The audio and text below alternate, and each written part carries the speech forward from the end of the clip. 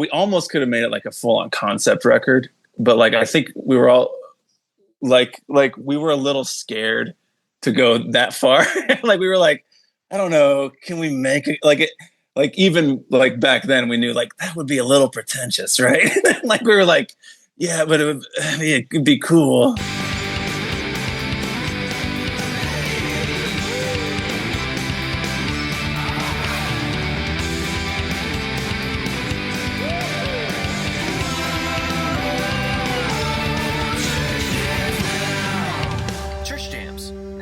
Welcome to Church Jams Now, the podcast where three former youth group kids and current music nerds deep dive into Christian music from the 90s and 2000s. I, of course, am your co-host, Kylan Savage. With me, as always, is Mr. TJ Smith. Hey, man, I just want to make sure you know I'll be by your side and I'm not dangerous for this whole podcast. I'm right there with you. Wow. That is really good to know. We also have codename Raven himself, beautiful producer Josh Olson. Hey guys, I'm happy to be here because people have been asking when we're going to cover this record, and I always say sooner or later, but it's finally the time has finally come. Ooh, all of these puns, it feels like I'm walking through a field of daggers. Gentlemen, wow. We are AJ, this even isn't like this isn't even our best. Like we're okay. We try to get through as many of the song titles as we can. There's a lot on this record, though. So. That's true. If you want to get technical, Kylan, okay. this is a ghost of what our former episodes have been. There we go. Nice, thank you. I felt like I was drowning. So thank you for saving me. Listen, we're under a new moon now, Kylan, so like anything could happen. Okay. All right. Wow. Perfect. We'll perfect. see. I feel like I'm about to lose control. So let's move on. Gentlemen, we have a guest this week. I am we do. so excited. We have from American rock band House of Heroes, we have AJ Babcock joining us this evening. AJ, how are you tonight? I'm good. I'm happy to be here. Virtually. Yes, we are so excited to have you. So I will let you know, I think the record, Josh, we're talking about this for an anniversary, right? Not necessarily. It's coming. It's having like a 17-year anniversary around this time, but not necessarily. I mean, that's nothing to sneeze at. Nothing to sneeze at, you know. But It's not. 17 years is significant. AJ, I will let you know, I have a lot of friends online that are very excited for this episode. That's great. no, I can say this album is our most requested album to cover on the show. 100%. Yep. So Yeah. it's That's fun that awesome. we get to do it with you. Yeah. Yeah, no, it's always fun to that's my favorite record that we did. So it's always fun to talk about it, and the older you get, the less you get to talk about things that used to be fun. So Right. For sure. So I it's get good. it. So AJ, I want to start. We oftentimes start when we have guests on the show, asking their origin stories. So our show is about quote unquote Christian music from the 90s and 2000s. And so I would love to get a sense of the music you grew up listening to, like what kind of music was in your household. What was the first music that you bought, and then sort of move into before we get into the record, just sort of House of Heroes in general. Yeah. So let's see. My mom's favorite band was the Beatles, and Classic mom. and I think my dad's favorite bands are probably the Beatles, and he was also a big Bruce Springsteen fan. But my mom is It's a good quoted way as, to grow up. Yeah. My mom liked Springsteen as well, but she told me like back when I was a kid, she was like, yeah, I just don't like how he got all sad. so I think she likes his like upbeat songs, but she doesn't like his like more like singer-songwriter stuff. But so I heard of both of those artists a ton growing up, and I for sure like knew the entire Beatles discography by the time I was like 10 or 11. Like, Nice. I could sing along with all the songs and stuff. So that's kind of where it started for me. But Quick aside. Could you right now tell us what currently your favorite Beatles record is? It's for me, honestly, I know it can change. It can change over. It evolves. Yeah. Like, at least for me. So I'm just genuinely curious. Yeah, I tend to come back, and it's kind of not fair because it's a double album, but the White Album is actually my favorite usually. Yeah. Sweet. And then Yeah. I might hear Abbey Road or Revolver again. I go, man, technically this is probably technically a better record than the White Album, but I think the White Album is just like the first time I heard music that was maybe kind of weird, and I kind of got into it a little bit. Yeah. I don't know. Sweet. For sure. It's a good answer. Yeah. That's I great. love that. But yeah, and then I think like for me, like when I actually started playing rock music too, like in those years, like, I don't know, like 13, 14 years old. I remember there was a few shows that year. There was a MXPX show with Stavesacre in this little tiny vineyard church in Dublin, Ohio. And it was like packed with a couple hundred kids, like, and it was a crazy moshing, and it was amazing. Like, I had never seen anything like that. And my friends were into that band before I was. Like, I had two friends that were super into MXPX. Colin, our drummer, and our friend Matt were super into like the first couple MXPX records. And that's kind of was my introduction to like harder, faster music. And then also that same year I saw Five Iron Frenzy at a church, and they were awesome live. They still are, but like they were incredible live. And that kind of got me into like that whole world of like Tooth and Nail and all those bands, and like, you know, harder, like industrial music, punk rock. A lot of it was pop punk, but also some like more like heavier punk stuff. And that kind of got me into rock music, I'd say. And from there, it was just kind of like, I was just hooked after that, you know? Sweet. I love that. Sweet. So let's get into forming House of Heroes. How did that come about? Yeah. So, in the late 90s, Tim and I, we kind of grew up together since like 7th or 8th grade. We played baseball together in 8th grade on the same team. And he started playing guitar, and I started kind of messing around with the bass. And I was the only person that he knew that played bass, and I didn't really know him super well at the time, but he was like, "Hey man, you want to come jam?" And he like loved Nirvana. At the time, I think he was in a band called Anavrin, which is Nirvana backwards. So That's the most high school like thing I've ever heard. It was like an that. 8th grade band. Yeah. I love it. So, but like it was like him and two other guitars. So it was 3 guitar players and like a really bad drummer. And it was just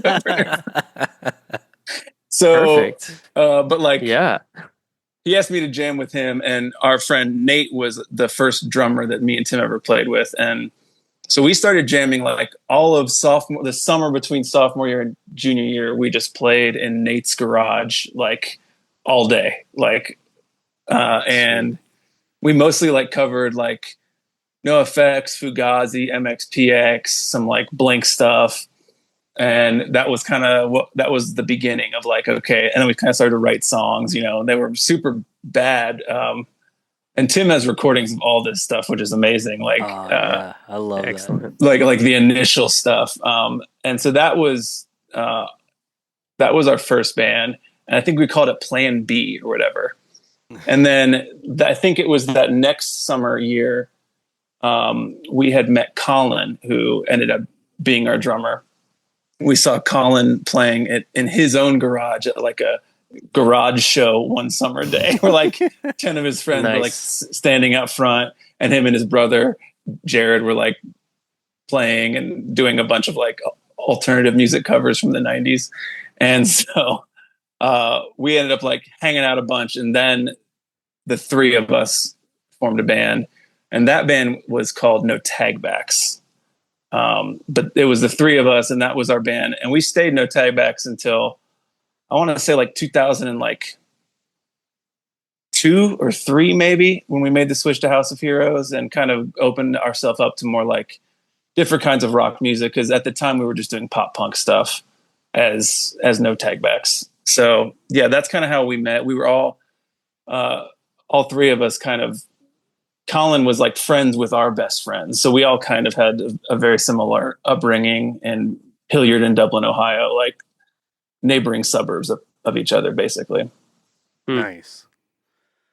I love that. Wow. So you, and it sounds like most of the guys, but like you guys have been playing together. Like by the time House of Heroes had started, like you guys have been playing together for like a good like 10 something years by the time this record's coming out. Maybe? Yes, by the time that record's coming, yeah. I mean, yeah, and we were very much like, I mean, we were definitely the kind of like kids that like we were obsessed with being in this band, and we would practice so much. Like, I think our thing is that we were not going to get to a show and feel like we played badly because of us. Like, we wanted to be like the sound was awful, or like, I don't know why nobody showed up, but like it wasn't going to be our fault. Like, we were going to be great. And to do that, we rehearsed a ton. Like, we took it really seriously.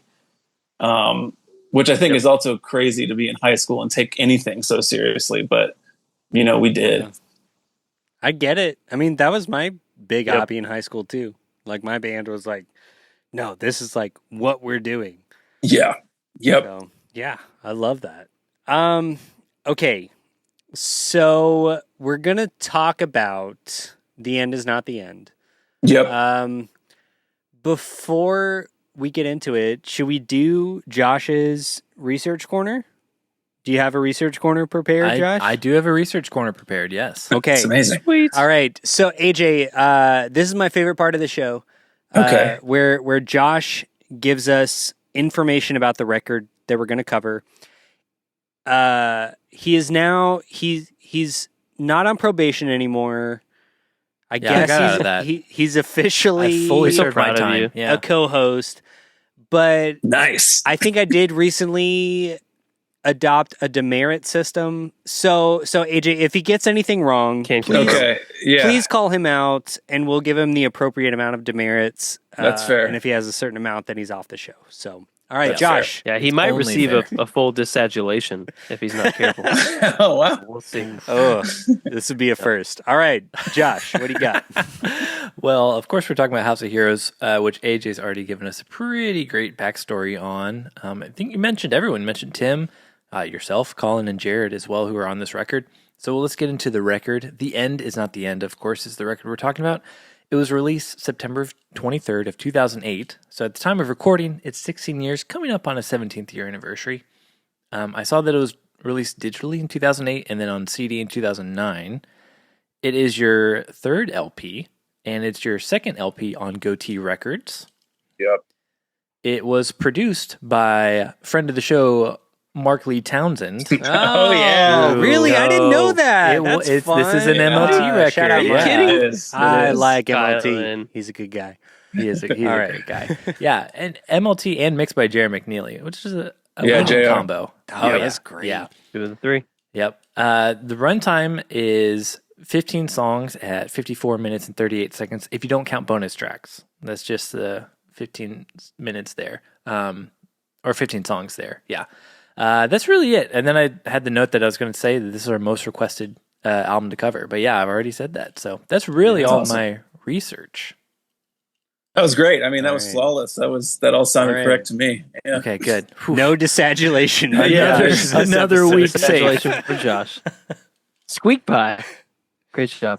Josh, the only reason I keep giving you such a hard time on the research corner is because you are, in every other aspect of the show, you are the Everlord, and it's the only time on the show where I feel like I can like regain a little bit of power. That's fair. That's fair. That's fair. True. So AJ, I am so excited to talk about this record, and one thing that I've often been the most excited to talk about artists. To talk about with. Wait, how do you say that? How do you say words? To talk about with one of the things I've been most excited to talk about with artists. Thank you. is I would love to know where you were and where the band was generally, mentally, going into the studio to record this album. Like what were you guys thinking? Like what were your expectations for this album? Yeah, just any sort of details like that. I would love to know. Yeah, so I remember that that was a transitional time for the band, and we had a lot through the years, but because we had toured a lot off of our first Goatee release, and it was one of those things where I think we had wanted to start our second record like way before we actually got to, like before the label was ready to go ahead and do it. And I had actually stopped touring with the band for like probably a year before we got together to write The End Is Not the End. So I wasn't seeing them like much. I was just living in Columbus, Ohio, working. I just gotten married, dealing with a lot of stuff. And so Jared was now, Colin's brother, was now the touring bass player. And they were playing a bunch of songs from the first Goatee release. And they were touring a lot. And I think that Tim and Colin were tired. Like Colin was married at the time. He's still married. And I think that maybe a baby was on the way. If not, one had just been born for Colin. So there was like a lot of exhaustion. And with me not being on the road, I think Tim took more of like a leadership role, like did almost all of the driving and was like the kind of tour managing and stuff. Right. And so I think there was a lot of burnout. And Tim and I began talking and touching base on eventually doing another record. And I didn't honestly know if I was going to be involved, to be honest with you, because I was transitioning from like trying to like be like a regular like dude who has a normal job and like has a like trying to start a family, and still feeling like I didn't want to do any of that. I wanted to play music, period, you know? And I mean, I stayed there for like 20 years. So like on that mindset, so I should have known. But you know, I was trying something new and it was not satisfying. And so I think me and Tim kind of reconnected when we kind of started just writing music only for this next project. And we didn't even know when we were going to record it or who we were going to record it with. We didn't know the budget, like what was going to be from Goatee or how we were going to be able to afford it or any of that. But I remember that as we started to kind of write again, Tim and I, it kind of all came back where I was like super inspired again. And I really wanted to be back in the band, like full time. But yeah, so I think there was a lot of exhaustion at the time of like right before we actually started to work on this record. And like that kind of burnout of being on the road a lot, like it's pretty brutal. Like it makes it hard to be creative. So I think in a way I actually was able to avoid some of that. And I think like I was ready to go creatively, like 100% because I was missing it. Whereas the guys who were dealing with it every day were probably a little bit sick of each other. They were tapped out. Yeah. Yeah, for sure. That's fascinating to have a member that like took a beat, right? Yeah. And like, because you did that, you were able to kind of like draw from this well of creative energy that they didn't have. I just have to imagine that really informed like the flavor and the sound and the style of this album. Yeah, I think that in an interesting way. Yeah, and like a lot of our records, like there's a percentage of it where it's like it started because the band or members of the band were like just jamming together and like made like a little musical piece that was cool. And then it's like, okay, we have that piece and we're going to write some lyrics and some melodies for that. Or then there's like another percentage where it's like Tim will just have an entire idea and it's like he won't have words. He'll just send me like Lose Control as an example of a song that was like he just had like 6 different riffs and he put them all together and lose control. And then he sent and I think at the time he recorded like on a tape recorder, like him going da, da, da, da, da, da, like just like singing nonsense, singing syllables. Yeah. And then he gave them to me, and then I wrote words to it. And then there's like another percentage of the songs that are like I had like the basic chord structure and the lyrics and a little bit of melody, often not all of it. And then Tim and Colin would kind of suss it out and make it more melodic. So all of us kind of contributed in that way, kind of in different ways. But I think it makes the records kind of more, I guess, eclectic because of that. Yeah. So when y'all are writing, is the music always coming first, or do you guys like do you have like, oh, I want to write a song, and you have lyrics at the same time, or what? If the song is like? Especially for that record in that era of us, if the song is like riffy, it was music first, and like we weren't even thinking about lyrics or melody until later when I was going back and trying to find some lyrics, and often it would be the riff, and Tim or Colin would actually have like a melody at least for like a chorus section, but still no words. And then I would like plug in the words later, and I would show them my own tape version of like me trying to sing over their melodies. And then they would then take it back and make it like polished and good sounding, basically. I love that. Wow. Yeah. That's such a fascinating approach to songwriting. Yeah, as a band. it's more different than anything I've ever done since. But that's what we always did it. Like it was like very much like everyone was trying to do something and none of us could do all of it ourselves. So it worked as a band, you know? Yeah. You had to kind of like tap into each other's creative flow and style and strengths. Yep. That's so cool. And what's cool is like hearing the album, I would never have guessed that was the process. Not in a million years. Right. Yeah. But like knowing that makes it all the more like rich to me. Like to hear the final product, you know?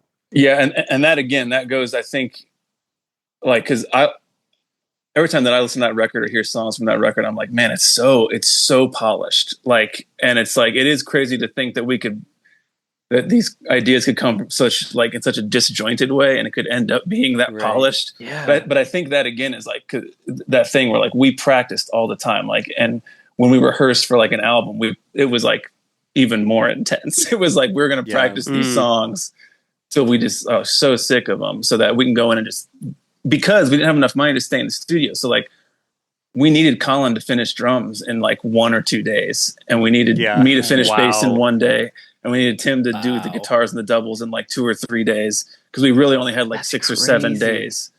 So, you know, we felt like we had to just be perfect, you know? Yeah. That's insane, man. So, how did you guys get connected with Mark Lee Townsend to produce the record? That had to be, I mean, that was definitely a goatee connection. Goatee. Yeah. Well, okay, but also, can we actually? Oh, sorry. Yeah, go ahead. Can we actually take a step back and I want to hear about the connection to Goatee for the first time. Like, how did you all get connected with Goatee? So with Goatee, it was we did the first House of Heroes record that was like on a record label, Say No More. It was like it wasn't called Say No More yet. Like we had recorded it before we signed, and basically it was we began recording it with like kind of a indie label out of Orange County, California. We didn't really have any money but they were cool and they loved our band. And we didn't have anything at the time, so we were like, yeah, we'll do it.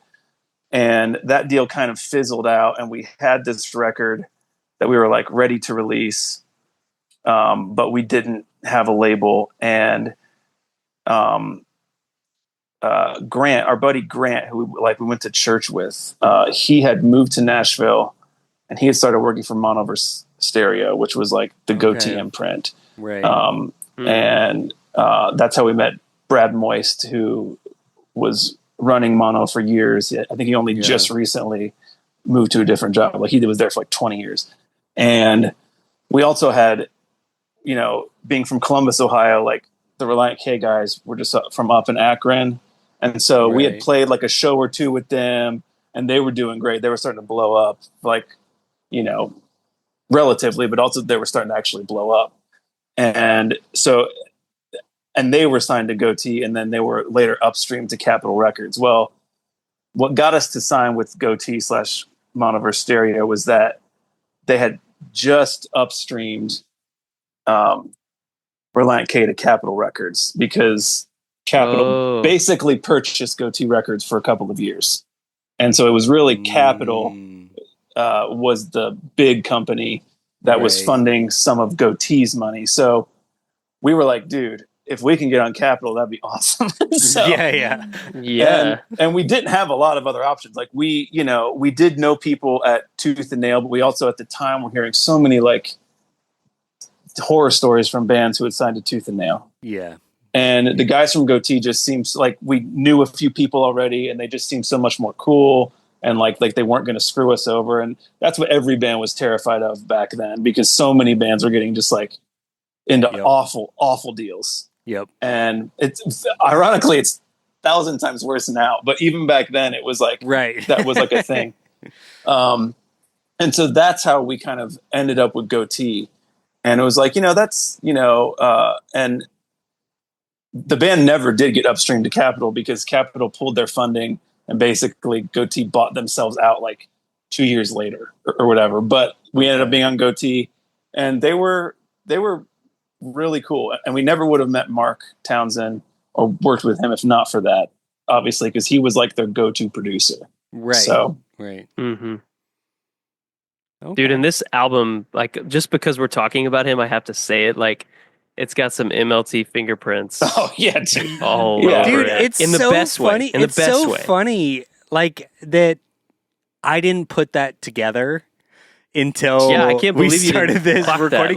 But now, like in retrospect, I'm like, didn't catch that. Yeah. No, that makes so much sense. Oh, like, all of the gang vocals. I was going to say all the gang vocals. All the harmonies, like all the things. Staple. Yes, exactly. Yep. Yeah. Some of the guitar tone, there's some fun little Easter eggs for sure. No, that's great. and Mark was like, he's one of the biggest Beatles fans I've ever met. Like I feel the like way that I know every song, like he can play you any song ever by the Beatles. Oh yeah, right. And so he like found out that we were kind of into that like group singing thing and harmonies. And I mean, not me, like I barely sang back then. It was Tim and Colin and Jared were just great singers. And so he found out that was like a possibility. He was like, oh, like every song. I love like, we got to do it. That. Yeah, there's a third, there's a fifth. Every song has it. It's like, Not to go off on too much of a tangent, AJ, but like on that topic, like, so you mentioned earlier, and just to kind of be transparent, like this is an album that somehow missed me in the moment when it came out. That's fair, brother. No, but I was absorbing so much from the world and the scene that you guys were a part of, and so it's great. Like I just have to say this. It's crazy to me that this one missed me, but it's so good. And I only recently realized that, or learned that you were like a principal part of the lyrical songwriting. And so it's so fascinating to me that you say like, oh, I don't sing, but you write the lyrics. Like just as a songwriter, I'm just so fascinated by that. And again, your kind of piecemeal approach as a band of like, oh, they had like a melody line, they had a riff, and then like I put some lyrics to it, and then they reworked like how the lyrics were going to work within a melodic context. That I don't know if I have a question, but it's just fascinating to me, just and like rad as hell. It is honestly like I think that's what I'm trying to say. It's it's the coolest thing. I got you. Man. Thanks, man. Appreciate you. But like I love like just talking to different songwriters and different musicians and learning about their approach and their process. And like this is a first. I have to tell you, like this is a first. And I love that you're that kind of writer and player, that you can like hear things and kind of like put the pieces together and then kind of combine your strengths with those of this unit of a band. These like essentially brothers of yours that get what you're hearing, and they can like execute it in a way where like it becomes greater than the sum of the parts, right? So it's man. just so cool Yeah, to thank me. you, man. Yeah, I mean, yeah, and it's funny because I think I learned to sing through the process of doing all that, and then I eventually later moved to Nashville and became like a full-time songwriter, like for years, and that's what taught me how to sing or like carry a tune. But like back then, it was like the lack of being able to do it. And Mark Townsend always talked about this. He talked about how like a lot of times like your inadequacies or the things that you can't do are what make a record unique. Right. And he talked about like that first Reliant K record where he was like, they literally back then they didn't know what they were doing, like musically. Yeah. Yeah. But like there's a rawness about it. And that's then the for charm. them to become what they became, as such a talented band, and Thiessen being such an incredible songwriter, it's like, it's crazy that it can start so disjointed.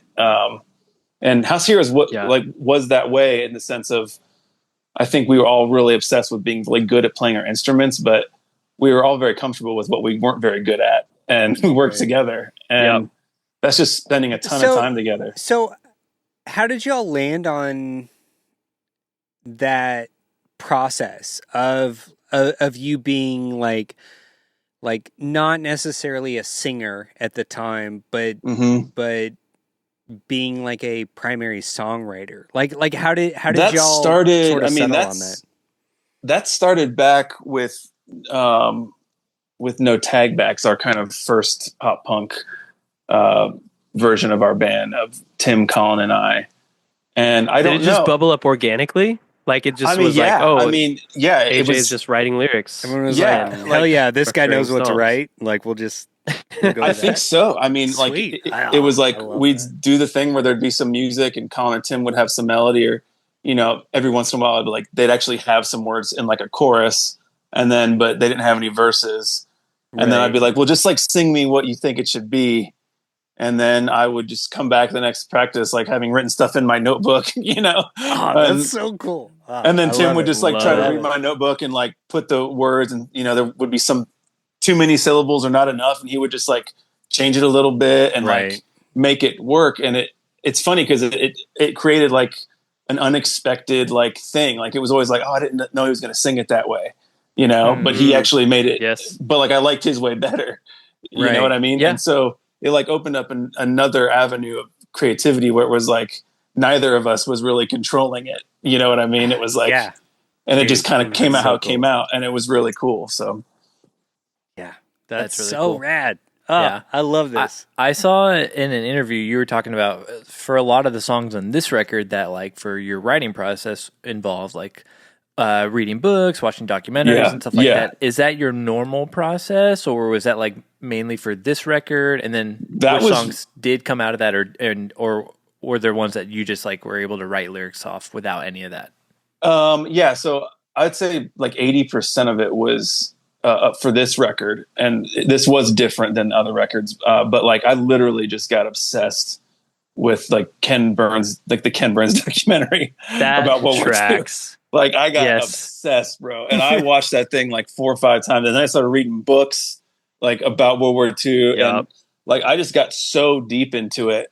And it was super inspiring to me, like especially that Ken Burns doc, like just the Okay. Can we just I just have to, I'm so sorry, AJ. I have to just like, we have to call out Ken Burns documentaries.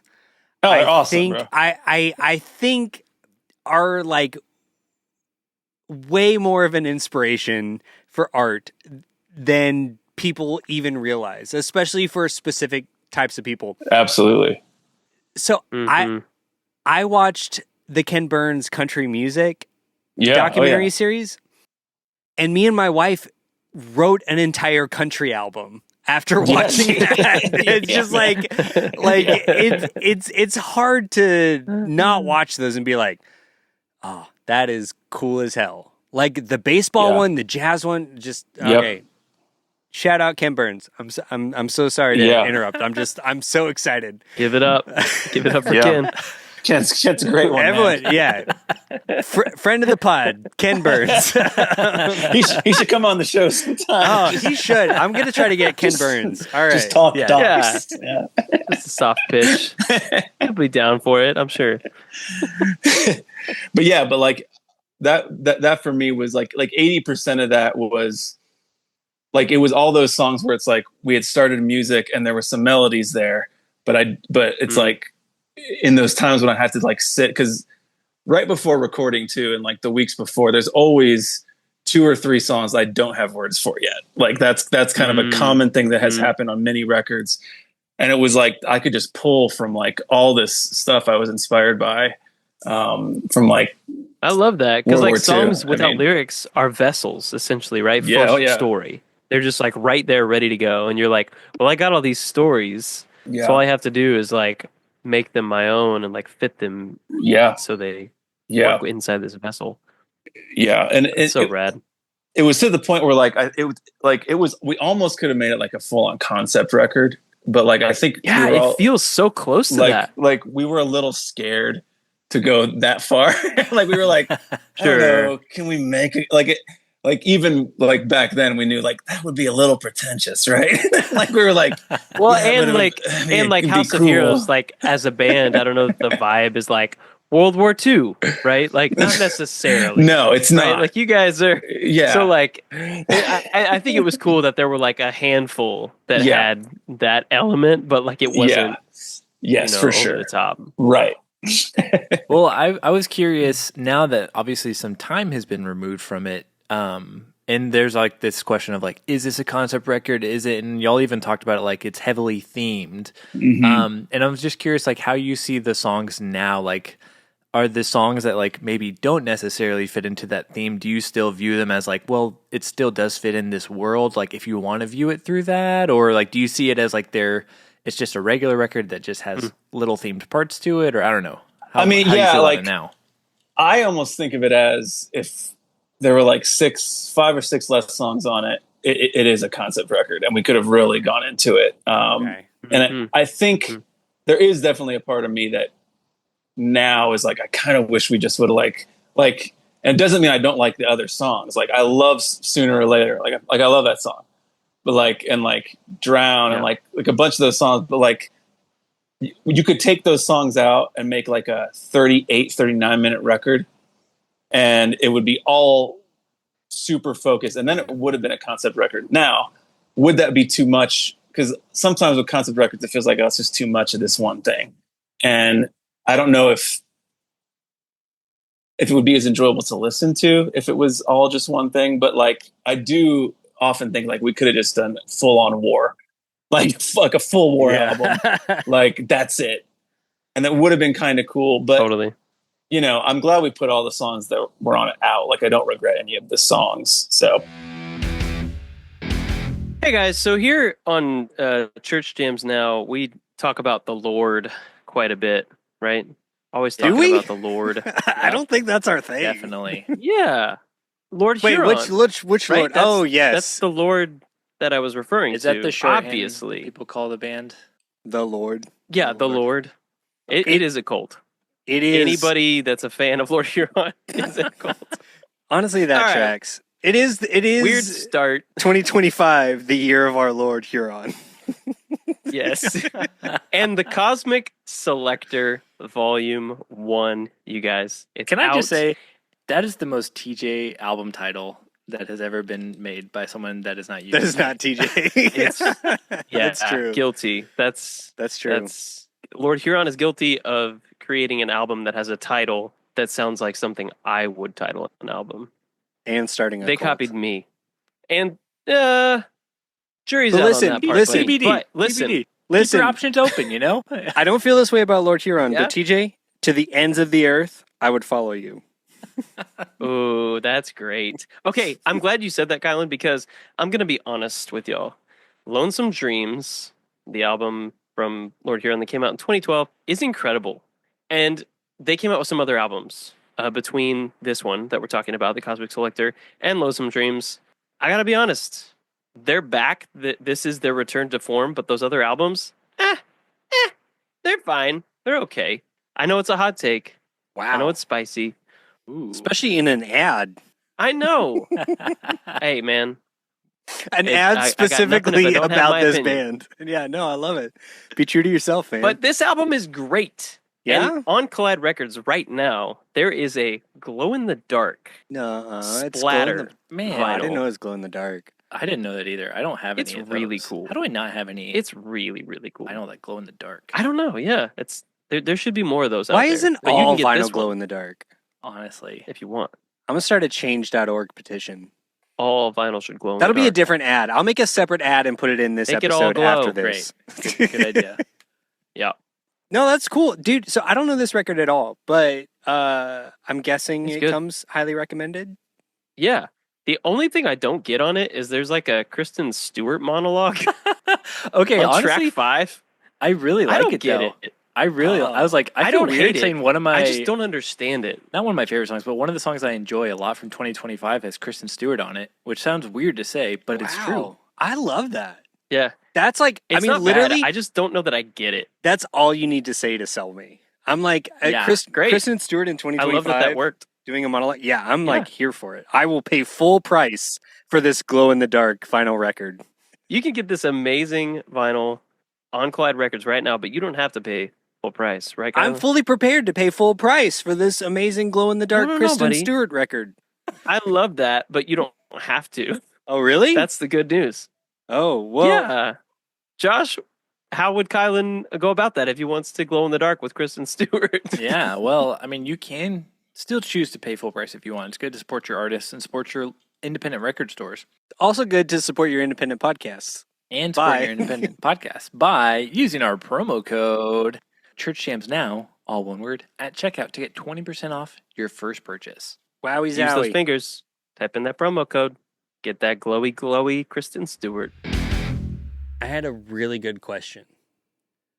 I got one. Can't remember. Okay, do you have any moments, AJ, that looking back in the studio, like where you were like, as a band or even as an individual, like hitting a wall and how you kind of like got over it or through it or under it?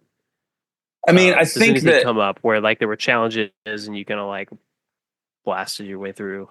I think the biggest challenge for the way that we tracked that one with Mark was, it was super low budget. And so we did it all at his little garage studio in Franklin, Tennessee, like just in his garage at his house, which meant we didn't have the like sonic space to really all play together and get us all tracked at the same time. Like we would do on later records, which is way more fun. Like it's way more fun to track that way. Yeah. Cause it's just your band playing and you're really in the moment.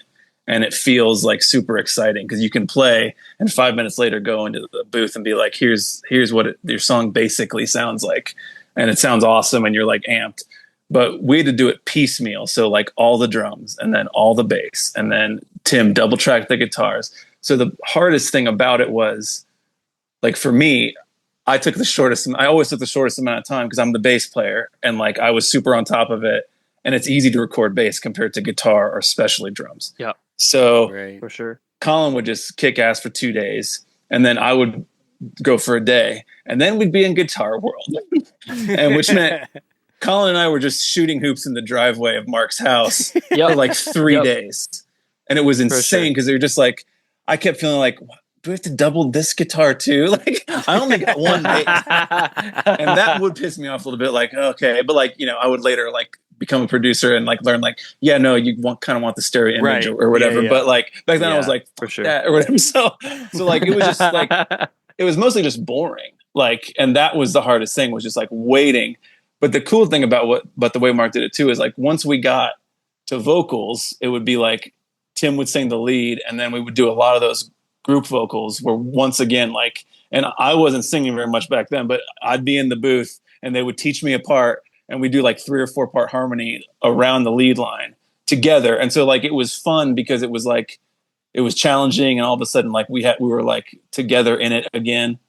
So I think that helped get through those like just boring ass days. Like of listening to guitars over and over, because that like also that kills your ears, just so much guitar. Like, but yeah, like seriously, we never like really fought in the studio or any of that. Like we always had kind of worked out like what we wanted and our expectations like within each other always before we hit the studio. So nice. Yeah, no, that's so good. Well, especially with recording so many songs. There's so many songs on here. Yeah, why we do some? Yeah, that's I wanted to ask you that.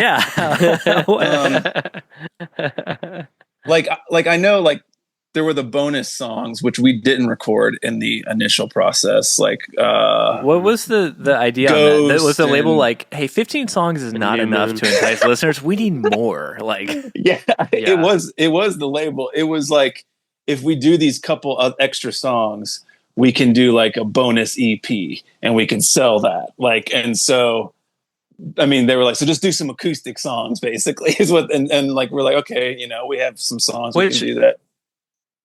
I just gotta say, like, those two songs are enough of like a concept genre wise or like sound wise that y'all could have split off and just been like a folk band.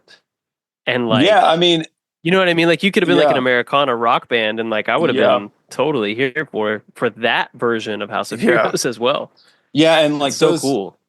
Those were like, they told us like we want to do like really stripped down stuff, and I think with that we might have also done like an acoustic version of If, and maybe like one other song from the record. I'm not sure which one, but like I think once we got into that world, it was fun to kind of write in that world because it was new for us. Like we were always like a band like. We didn't want to put acoustic guitar in anything, so it was like new to like actually like just like, oh, let's get in a room and just quietly lean like into that. like play acoustic guitars and see what.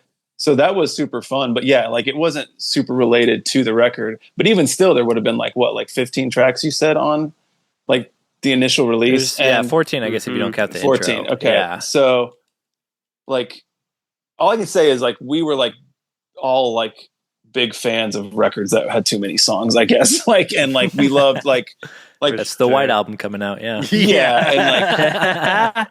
And like and because we all kind of wrote in different ways, like there was a lot of ideas, like, and so it was like, well, let's just keep trying to finish the songs. And Mark wasn't, you know, I think Mark might have actually been the first to say like this should only be like 11 or 12 songs. And then, but then he would hear like the demos of the other songs, and he'd be like, okay, well that one's got to go on there. And like, because so it's like, Mark's fault.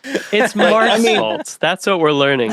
Yeah. I mean, he was only getting paid for like 10 songs, and technically we were only getting paid for 10 songs. Oh, I love that. Yeah, but that's what like, Mark's he's like, we'll make it work. Yeah. Right. Yes. He totally. Oh, it's incredible. You know, he kind of became like us, where he's like, no, I still like that song. Let's see if we can track it too.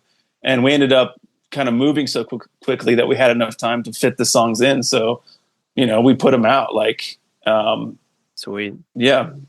Yeah. That's awesome. Especially since it helps since it had been like a couple years since the last record too, to kind of be like, okay, it's been a while. Here's a lot of songs, everyone. Yeah. And like, that was, I mean, that era of music was kind of like that too, though. Cause like Muse was a band that we all three of us loved, and like they put these giant records out. Like, you know, it would be the same thing, like 15 songs, and there was always so much content. And it was like, back then it was like, I don't know, like now it's like, it feels like, oh, if you give them too many songs, like you're just like wasting it. But like back then, I don't know, like people bought albums, and like still like actual physical albums. And I don't know, like it just felt like it meant more if you put more songs on it. Yeah. I don't know. Yeah. It could have also been like, no, it did. Insecurity on our part, because like, well, let's just put so many songs that, there'll be something they like. I'm gonna stop you there, AJ. Like that was the precedent. That was the expectation. Yeah. Like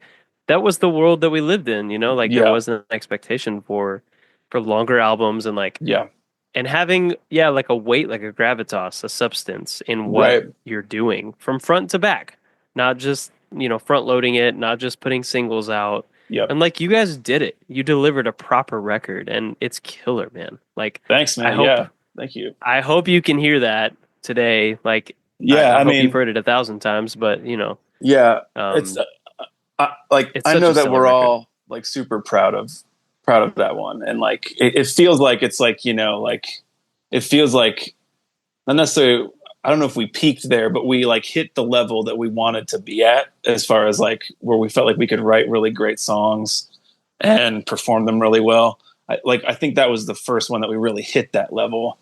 And do you feel like Mark Lee Townsend figured you guys out as a band? Like, do you think he took your raw vision was and like honed it and made you better? Yeah. Or do you think he like, you know what I mean? Like sometimes bands get in a room with the producer and it's like, he kind of shapes them into his vision. But like, I'd love to hear about, you know, kind of your experience with him as producer. I think that Mark was perfect for that record. And then we did the next one with him too. He was perfect for both of those records because like Tim and Colin and then Jared in the band. And then even eventually Eric, who was with the band from Suburba on, they're all like really good singers. And so there was always a thing of like, let's sing too. Like let's be like that giant, like classic rock sounding, like Queen-esque type thing. And that is like, you know, I don't think we knew that was going to be so right up Mark's, like right in his wheelhouse.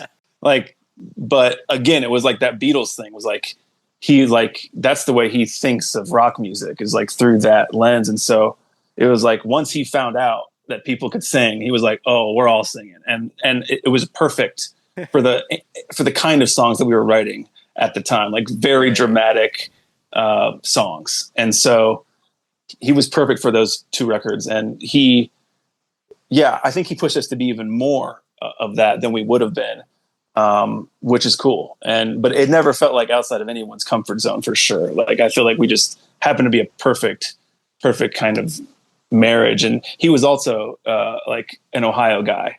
So it was like all of us, I don't know. I think we had like a shared kind of upbringing. There's like a shared language. Yes, it is. Yeah. Makes sense. That's great. AJ, I do have to ask, do you have a favorite song on the record? I was just going to ask we should talk favorites.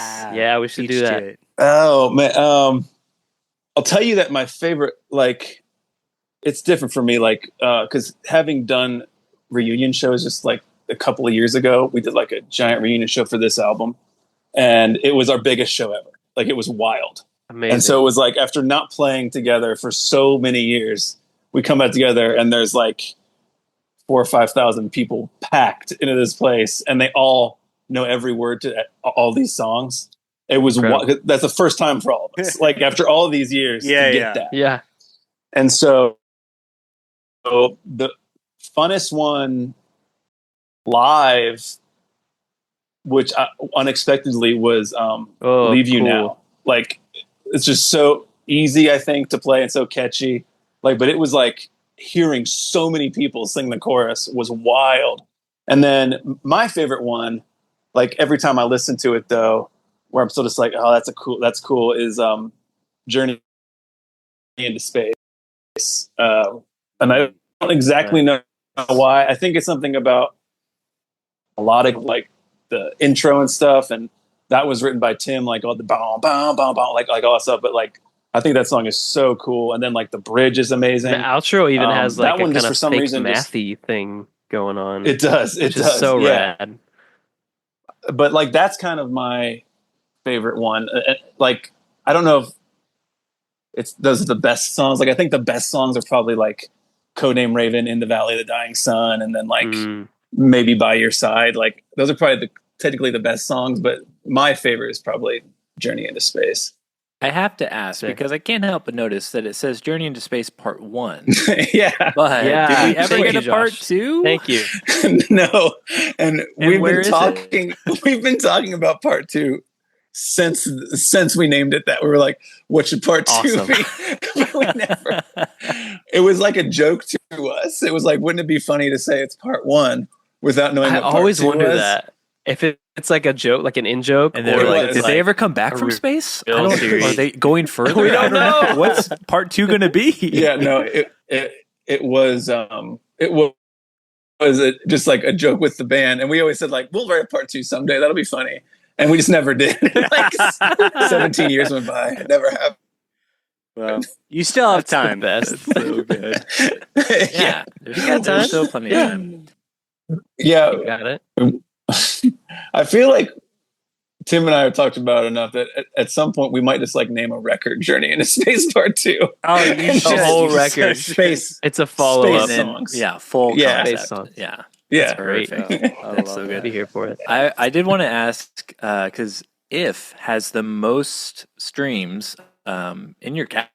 Is it all? I always find it interesting of like whenever a record comes out and you like find what songs connect with people, and like was that one? I mean, you opened the record with it, so I would assume you guys thought highly of it. Absolutely. And I think once we had written that one, we felt like we knew like how to musically write the rest of the album. So I guess I'm not surprised. Like I guess I'm glad, because that was kind of a like it was definitely like a cornerstone song. And so I guess it doesn't surprise me. I think because it's the first actual song on that record, like I think that's part of its streaming. And I don't know if also maybe it just like ended up on like some like, you know, playlists that were like, and that's why. But I mean, it's definitely, it's always one of the most fun to play live. It always was. Nice. Well, that song to me is like a pillar example of the fake heavy genre. Talked about Fake at heavy, length on this pod. Specifically in regards to Mark Lee. Particularly when we talk about the word, they're a great example. Yeah, and also with Mark Lee Townsend, that's very true. He's the king of fake heavy production. Yeah, he actually is, and it's because like Mark was innately like the most pop-headed guy that could have possibly ever been into rock production. Like he, like so true. It had to be pristine. He had a great vocals. The vocal was going to be like in front in the mix. Yep. Like so, it wasn't so going to be. Yeah. Can we just say that? Yeah. Like, I'm so glad sure. that he existed and like fell into this space where he was like connected with bands like you guys and we're like, hey, and wedding. Like, it's just, it's absolutely. Just, I love it. Oh, Deus Veil. That's cool. I forgot about that. Yeah. So we got any other favorite songs? Josh, you got a fave? Do I have a favorite song? I do. I do just want to shout this. I'm not saying it's my favorite, but one that I think I never fully appreciated until some of this recent listens is just, and it was the single. So I was like very like, oh, it's the single, of course. Sure. But In the Valley of the Dying Sun just has so many like unique parts to it. Like it feels kind of like a musical piece because it's has like you kind of start somewhere and then you're going, and it just always has like new things happening to it. And I mean, it just has. I love the falsetto. I'm thinking of you while I kill a good man to keep myself from being killed by him. Yeah, man. And it kind of goes into what is it?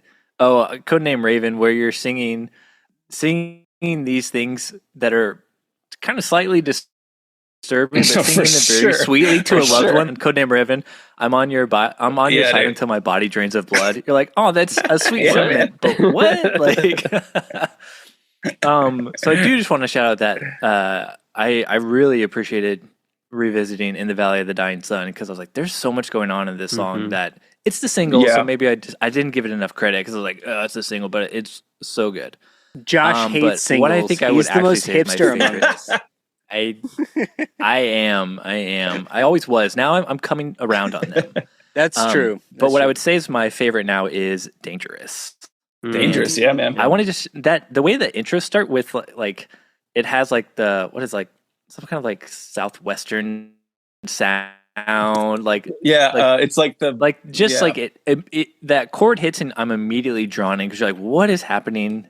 And then the song starts. Yeah, man. So that one was one that was a Colin chords and melody, and so Colin had written that one. And the funny thing about that is, so we actually did like, he had the idea of the chorus should say, hey, it's dangerous, blah, blah, blah. Okay. So I had to like write about like a bunch more lines, like you were talking about, like the drains of blood type lines. Like, and there is a version of it somewhere like on Tim's hard drive, but like I actually wrote the lyrics for that song twice, but I kept, hey, it's dangerous. And but yeah, like Colin had that one, and there was one or two more that were like very much Colin ideas, where they like all the chords and the melodies came from Colin. That's cool. Something on that song too that I wanted to ask you, AJ. Do you know the band Hot Hot Heat? Oh, I love Hot Hot Heat. Yeah. Okay. So there's a moment in the chorus of Dangerous. I think I never knew you when I knew you before. Yeah. Sounds just like a moment in Middle of Nowhere. It does. And that everybody's hanging record, out just like they hung out before. I'm not saying you ripped it. I think Universal Consciousness. Colin ripped it. It wasn't me. Okay, so we'll blame Colin. That's fine. But great songs, incredible songs, both of them. Stellar songs, and that's all that matters. But I just like noticed that similarity, and I was like, great songwriters think alike. Good sensibilities. Well, but here's the real about that is I never caught that, but Colin is notorious for like, he'll have a song idea, and then 2 weeks later, Tim will be like, I figured out what it is, and just totally ripped it out. But he doesn't know, right? It's like unconscious. No, he doesn't do it on purpose. He just like he always get it. Oh. So that one somehow got by all of us, and I didn't even think of it till this moment. Funny. But it didn't surprise me because we listened to Hot Hot Heat, and that record probably had just come out. I think. Yeah. Like right when we were probably writing. So so Colin probably definitely had that in his subconscious, and I just put words to it, but that wasn't my melody. Steve Bays, man, he's a machine. I love that. So, okay. If we're talking about like borrowing ideas, in the Valley of the Dying Sun, I'll just say that's my favorite. That's my favorite song. It's a great pick, too. Okay, it's a great pick. It's the most Queen. It's incredible. It is. It's a rock opera. Listen, it's the best. Speaking of opera, that Phantom of the the chromatic walk down is Phantom of the Opera. The opera, yeah. It's Phantom of the Opera in the best fucking way. And that was the best fucking thing. I'm like, more rock music should take ideas from Broadway musicals. From opera. Yeah, that wasn't even like agreed.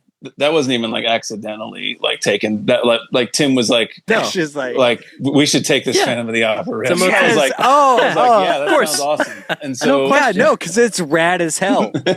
I'm so glad. And yeah, I was so excited to hear that because I listened to so many show tunes, like entirely too many show tunes for a man in my position. But to hear those sorts of things put in the context of rock music, I was like, and then into like a pretty sludgy breakdown. It's like still fake heavy, but like so good. Oh, it gets a little like spooky. Yes. Yep.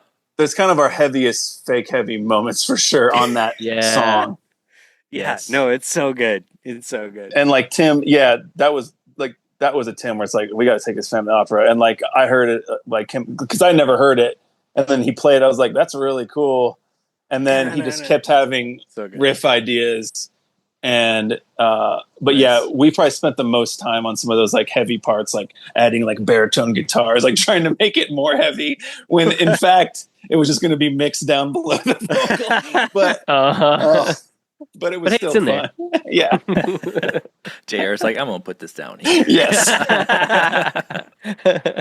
Sweet. Okay. I know we're getting close to our deadline. So Josh, I know you teased that you have the best question that has ever been asked to a guest on Church Names News. Most perfect question. That's exactly what I said. Yes. So, can we ask that question now? Yes. And I wanted to save it towards the end because it starts with the end is not the end, but it does expand into more House of Heroes stuff. To be fair, I did ask this to Colin in like early 2014, and he was kind of like, I don't think so, but he also didn't write all the lyrics like you did. So I'm going to ask the guy, the source here. But I was very curious if there's like a through line of going through the decades in like the House of Heroes catalog, because The End Is Not the End is very World War II, so very 1940s. Suburba feels very domestic. If everyone comes back from the war, we're going to just focus on not going to, with foreign policies or whatever, we're going to just be kind of like a coming of age, like a Born to Run. Yes. Yeah. And then Cold Hard Want feels very 1960s. Cold Hard Want, Cold War. There's so many I could go. There's a Man Who's Not Afraid. Is that A Spy Who's Not Afraid? There's Remember the Empire, Suspect, Curtains, The Iron Curtain, I Am a Symbol. So I asked, this is Josh. I asked Colin, expecting him to be like, you figured it out, man. Colin's like, right now. I don't think so, man. Yeah. But I wanted to ask you, AJ. I mean, that's incredible that you did all that. but I will say that you are like the Suburba thing. I never thought of it that way in the sense of it being a through line, but Suburba is very much a record about like I was just like writing about, I wanted to write about what is this lack of excitement I'm feeling in my life. And I was living in, like, we just bought a house in the suburbs. And I remember just standing at my, like, it's probably frighteningly, like, standing at my, like, glass panel door, like, staring out at the, like, street and just, like, thinking to myself, feels like the end of Goodfellas. Right, yeah, where it's like, I live this exciting life, and now I'm just, for sure, and that's the way that one was written, and it was like all of us were kind of really becoming like we were men. We couldn't say we were boys anymore. Like when we had, and it was like, and it was a bummer for all of us, to be honest with you. And so like, there was definitely that feeling of like, man, like, is the best stuff behind me, and like this feeling of like out here in the suburbs, and like. The suburbs in Columbus, Ohio are like massive. It's like almost all suburbs.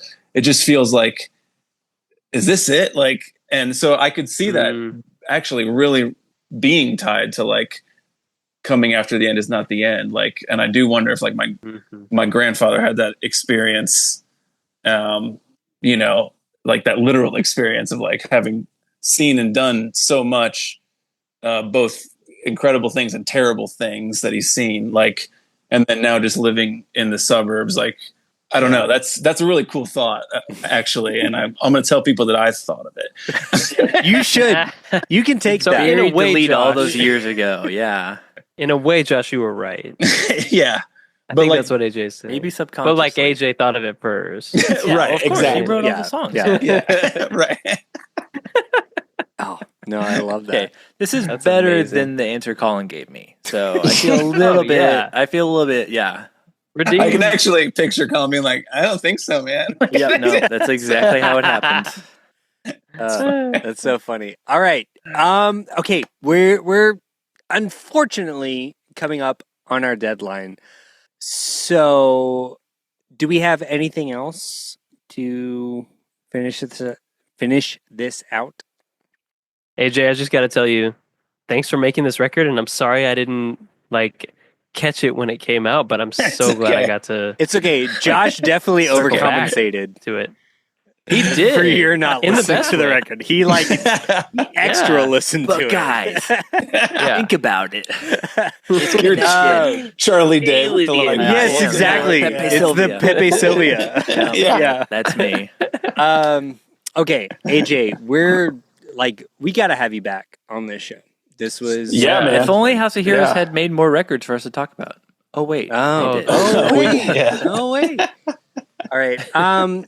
AJ, is there anything you would like to plug?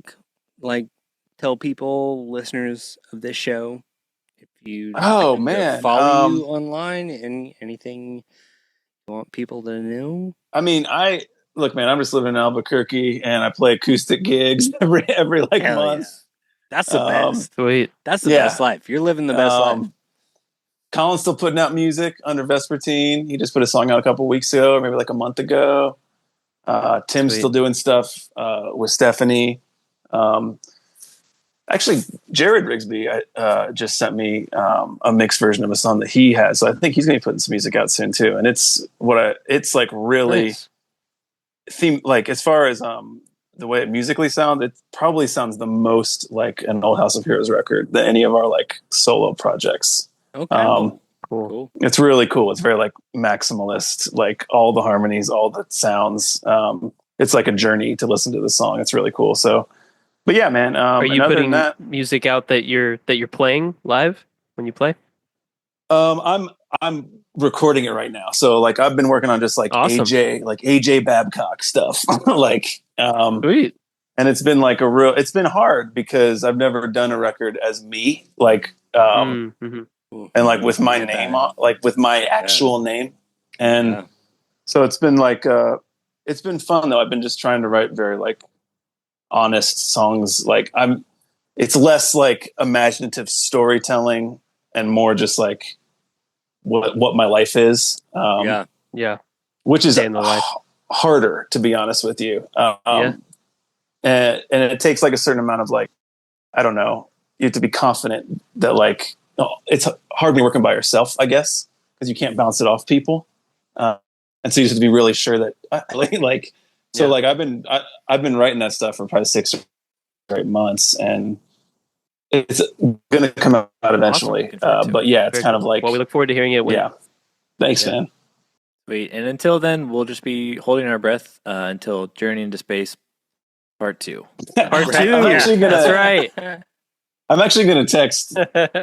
I'm going to text him about that because like he's been texting me, sending me like old demos that we never finished from like right around the time before we recorded Cold Hard Want. And he's like, dude, what if we like went in and recorded these? And so yeah, do it. Maybe we'll write a Journey into Space Part 2 and do like an EP. There we go. That's the closure we all need. Yep. There it is. All right. Sweet. Okay, so listeners of this show, if you enjoy this, we have more nonsense like it at our Patreon at patreon.com/churchnamesnow podcast. And of course, from all of us here, may all your favorite bands stay together and peace out. Mon frères. My babies are red. Yeah. Oh man, I can't believe we didn't talk about that song at all. No. Oh my god. I know. I had to get it in there. Dang, I had to get it in there. I do just want to say it makes me chuckle every time I hear Hammer and Sickle on My Mind sung that way. I'm like, that's so funny. It's so good. Thank you.